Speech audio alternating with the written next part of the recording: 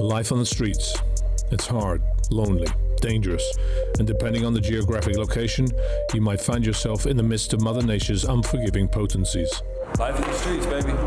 But yet, it is here, the streets, abandoned homes and cars that over 500,000 Americans call home. I came to Spokane, Washington, a town located only 20 miles away from the Washington-Idaho border and home to a little over 200,000 inhabitants. Almost 1,000 people here do not have a roof over their head, and they are the people Mike and Jessica Kovac from Blessings Under the Bridge are here to serve. Gourmet food, that is. You've got different weather here. How do people that are homeless deal with the weather? The cold, the wet. How do they deal with it here? You know, we get to go back to our warm cars and back to our warm houses and stuff like that. These folks, you see them laying out their cardboard, you know, and bundling up with as many blankets as they can and as many as we can provide for losing them. their fingers and toes, or they're purple and black, and the next time we see them, they've already lost them. They're bandaged up. The story of helping others to help yourself is one that really resonates with me and seems to be the theme and motivation behind most charitable organizations. Mike and Jessica would not be married today if it wasn't for the idea to help the homeless. You guys started off, as you said, as childhood sweethearts. You spent many years together. You got married, and then something went wrong. And can you tell me a little bit about that? He dealt with alcoholism and, you know, had many affairs in our marriage because he didn't feel the love from his mom. And it just became a circle in our marriage. Like, the trust was broken, then I pulled back, and then he'd be sorry, and then I abandoned him, and so it just go over and over and over, or till eventually where he ended up in the ICU twice for suicide because he couldn't live with the guilt. And so really, 10 years ago is really when my heart really softened, and when I learned what compassion was, it was literally God said, don't look at the man that hurt you, but look at the little boy that had been hurt. Feeling a sense of hope inside, Jessica was now ready to open her heart and pass the hope forward. Using a portion of her earnings, she took to the streets and distributed brown bags filled with food to the homeless. I really was kind of against it. I didn't understand what she was doing, but then again, I'd see her come home and blog about this stuff, and she would just always had a smile on her face. And I was so intrigued that I wanted to go out. But she's actually going out to meet homeless people and actually coming out with a smile on her face. Right? I didn't want to admit it, but I wanted to know what it was all about. I was really curious. And when you go out of your comfort zone, good things tend to happen. Mike met Homer, a homeless man he instantly built a connection with. It was a father and son kind of bond. He was just the nicest gentleman in the world, and we just hit it off right off the bat. I just never thought that I'd ever be talking to a homeless person. And so the circle closed, and Mike and Jessica became a team. But really they became more. Husband and wife with renewed love and passion. A lot of people think that it's about the homeless. It's really about us. People say, oh, what's your program? How do you fix these people? Well, you know what? They actually fix us. They've changed our lives. So we're gonna do Starbucks. We're gonna pick up the pastries that we get donated every week from them. You know, I want them to have something really, really nice. So like tonight, they're getting a sun-dried tomato Parmesan roasted garlic stuffed chicken breast with lemon cream sauce, garlic mashed potatoes, steamed broccoli, garlic bread. I'm already hungry. A block party for some 400 of Spokane's homeless. A place to meet, mingle, eat great food, and maybe most importantly, a place where you can be heard, where dozens of volunteers take time on Wednesdays to give back and to hear their stories. When we have people that sponsor a weekly event like Tonight's America, they'll bring 30 of their employees. Now we have almost 70 volunteers every Wednesday. That's awesome. It's craziness, and we're booked till like July. You know, you can go out with a group or whatever like that and do your thing with your church, and it looks great, but when you do it on your own, from your own heart, genuinely, I think it makes all the difference in the world.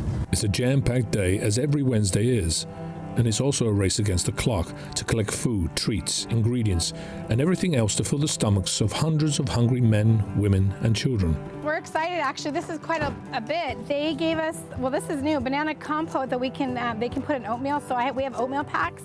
So we'll give them those. And then these are all their fresh pastries. Of the roughly $400 billion given to charities in the U.S. each year, corporations make up a mere 5% of the giving. There is room for improvement, let there be no doubt. After all, it is the corporations who can make the biggest of differences. Because I know they're gonna love the ice cream and I didn't want to run out, so chocolate and vanilla, yep. And then we do need, thank you for reminding me, can you go get the 5-pound bag of ice? It seems like a little, but it's going to go a long way, and I'm sure added to everything else, it's actually going to be interesting to see how they put it all together. After 12 hours today, tomorrow, my job continues. It takes 6 days just for me to raise the funds to make one day happen. The hub. It is what you think it is, the central point of operation. A large warehouse space that allows storing everything from non-perishable food, clothing, and beverages. It also features a sizable kitchen, and it's home to the main office. How do they pay for it all? Through the help of local partners and organizations. And so it is no surprise that the word hub has a vastly different meaning to Jessica and Mike. Help us bless. Lauren, you want to come grab some stuff, hun? I got to check on Ashley. Is it easy working with your mom? Does she get involved in it? Does she say, no, Ashley, listen, you need to do this? And she's not picky about the cooking. She totally trusts me on the cooking. It's the cleaning. It's the cleaning. Yep. With a gross profit of around $37 billion annually, this corporation is stepping up to the plate. Next stop is Pepsi. You don't get organizations like this without the support of corporations. It's really hard to run. Helping to negotiate a lot of, the bigger agreements with corporations where sometimes you get into some challenging conversations, but at the end of the day, the sustainability of the work that they're doing absolutely depends on the support that the community can bring to them from an in-kind donation standpoint and also from a financial standpoint. Yeah, right here, this is all what we're giving them. Only a few hours left until the gates under the I-90 overpass in downtown Spokane open. It's not going to unload the same way, unfortunately. It's not as easy, right? Yeah, we have to do it all by hand. The work is not yet done.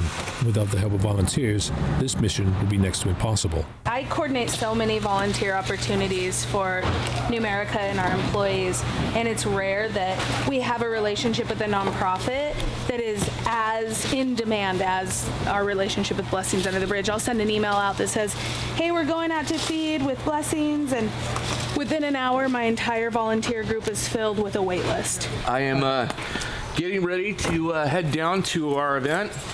My good buddy Bernie, give him a ride down there with me. Get ready to get set up. Oh my gosh, let's do this! We are expecting tonight to serve between 300 and 400 people. Every week, there's another blessing that, whether it's me or a volunteer or a leader or somebody experiences, or somebody that we serve under the bridge. The city just tore down the fence, and so now we are working to get a new fence. Without the fence, we will be making our own fence tonight. The line is forming, and around 400 homeless Spokanites are eagerly waiting to be let in. The smell of garlic bread, roasted sun-dried tomatoes, stuffed chicken, and garlic mashed potatoes are slowly starting to fill the noisy and cool air under the bridge. Where can I make myself useful to? Where do you want to serve? I don't care. I'll serve anything. I'd love for you to be in hospitality. It would be my honor. Okay. You get to be up close with these people, and then if you want to switch it up a little bit, we'll put you somewhere else. Sure, no, hospitality is fine with me. Awesome. Hospitality. I'm the host with the most. The atmosphere is fun, cool, and positive. But what strikes me the most is the vastly diverse population of people coming to the event. A friend of mine once told me, an airplane does not crash because of a single mistake. It takes a series of oversights that can lead to a catastrophe. Socioeconomic background, mental health, education, or the lack thereof are just some of the ingredients that can, mixed with a heap of bad luck, lead to a life on the streets. Mike and Jessica probably understand this concept better than anyone I've come across, and their organization is making a difference.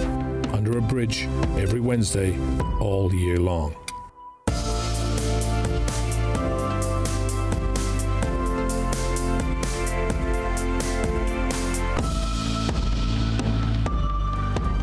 As the 13th century Persian giant of poetry, Sa'di, once wrote, human beings are members of a whole in creation of one essence and soul. If one member is afflicted with pain, other members uneasy will remain. If you've no sympathy for human pain, the name of human you cannot retain.